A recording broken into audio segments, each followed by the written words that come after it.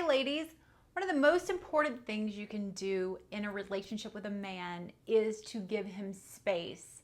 When you give a man space, you give him space to pursue you, you give him space to feel like a man. He has to recharge his testosterone and take a break from all your beautiful wonderfulness to actually recharge. And you're also creating space so he can miss you.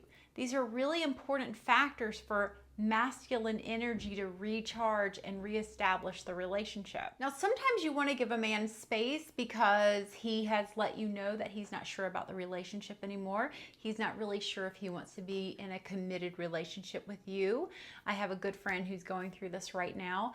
And what will happen is you, in most cases, I hope, if you listen to my material or you have any of my study programs, you'll know that I've got to have a boundary. I have to tell this man, I want to be in a committed, loving relationship that leads to marriage, and we are not on the same page, so I'm going to be moving on. Now, walking away can be one of the scariest things you ever do in a relationship, and having that boundary, and it takes a while to be ready for that. I remember when I had to do it. Now, ladies, I've written a blog. It has close to 2 million views, and it is all about why walking away works. Now, I don't want you to think you have to end your relationship or anything like that, but do take a moment, click below and read that blog. So if you have had the boundary where you've had the discussion with your man, as I had to have one time with Jeff, once upon a time, I let him know I want to be in a loving, committed relationship, and we are not on the same page. I want to be married one day. He laughed in my face. Ha ha ha, who's laughing now? But I had to step away from that relationship and give him space. And here's what happens when you do. 9 times out of 10, the man will continue to contact you. He'll act like nothing's happened at all. He'll act like he's still trying to get you back the way that he wants you, however many days a week or whatever hours please him. Or he'll start just sniffing around for more attention from you. And this is where it is vital to give him space and stand your ground. Now, this doesn't mean like, shut off, I'm never going to have a relationship with you again. But what you do next is so important, and I teach you this in the ABCs to get him back. When that man starts texting you again, you want to let him know, I feel flattered to hear from you, but this feels confusing. You don't want to be in a committed relationship with me, and I have feelings.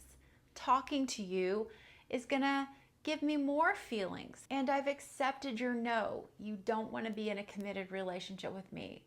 So you can say any number, any variation of this, but always you want to get that clarity. You can say, has something changed on your end?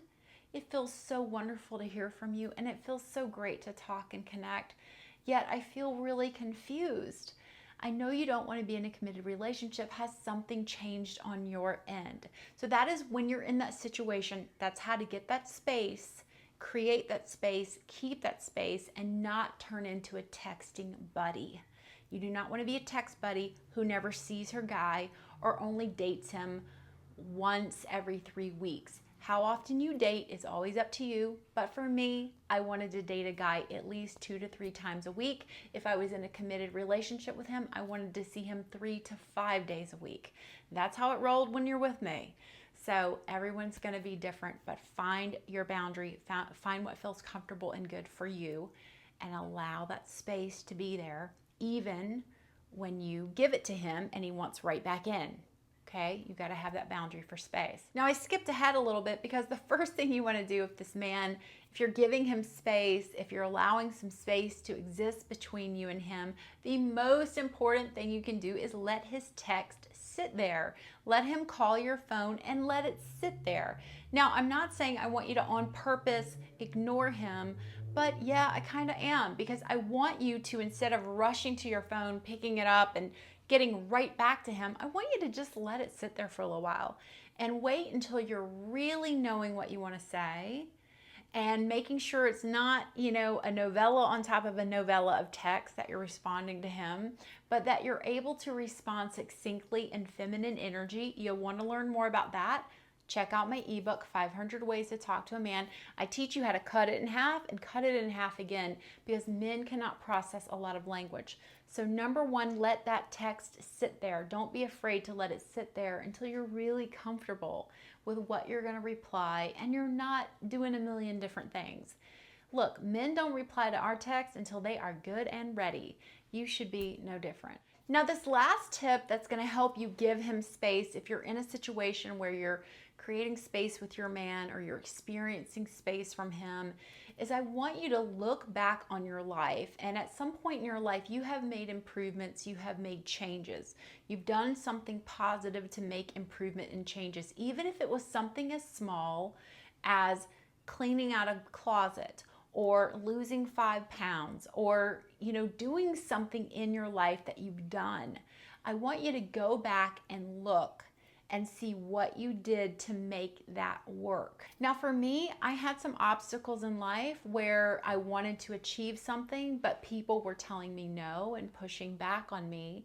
And it really made me want to cry and quit. So one of the things I used to do is I would go for a walk around my neighborhood and I would talk to myself and I would give myself this little pep talk and remind myself of what a powerful dynamite woman I am. I am a powerful dynamite woman, and anything I want to do or have, I can. No one stops me but me. So you get pumped up. You get pumped up in that spirit of what made you successful in the past or whatever worked for you, and we want to recreate this now. So while you're experiencing that space and you're lonely and you're missing him, you might fall into doubting yourself and questioning yourself. I want you to look back on the past, what's worked for you in the past, and I want you to recreate that and have that rich, juicy, wonderful life that I talk about. This is where you are your most alluring and most attractive to anyone and everything, is when you are in this place of I'm grounded, I know myself, I know what I want, and I'm feeling good about myself. Yes, it takes work. We all have hard days, dark days, and difficult times. Feminine energy is a practice. It's something that you're going to work at. And I hope these tips will help you in that process. Now, as always, please take a moment, hit subscribe, thumbs up on this video if it has helped you. And if you want to learn more, check out my website, links below. Ladies, thank you so much for joining my channel. I'm sending you much love today and always. Mwah. Bye-bye.